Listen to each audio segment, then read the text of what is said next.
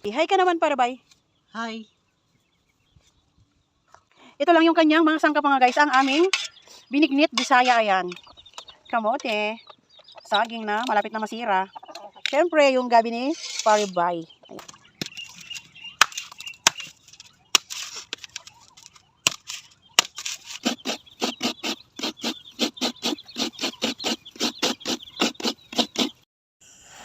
Ayan, pinawisan na ng husto si Paribay sa kakakudkod ng nyug. Ayan, to the rescue ang maring Jess nyo. Kaya pinunasan ko muna saglit.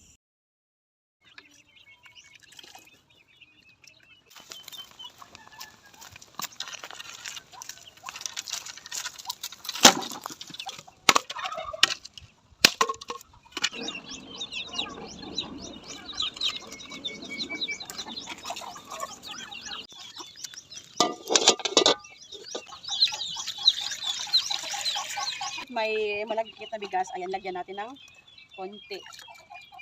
Ayan. Tsaka itong mga sago mga guys, ilalagay na natin dahil hindi siya masyado naluto. Ayan. Magsabay na sila maluto ng bigas na malagkit.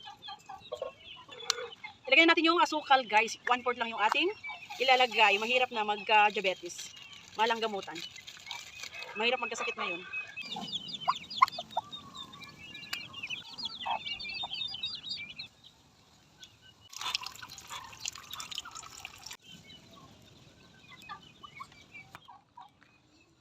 Hi Paribay, gutom ka na? Nintay ko, kumukulo pa kasi. Mamaya-maya. Ilalagay na natin yung gabi. Ayan yung gabi.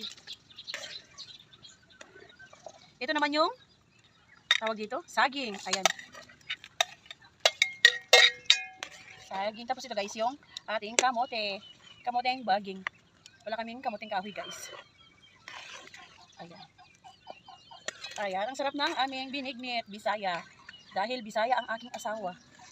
Ayan, sana hindi na naman tumatapon mga guys. Kasi nung unang binignit namin natapon, sayang. Luto na, ayan. Ang lapot. Merienda time na. Dito ko kakain.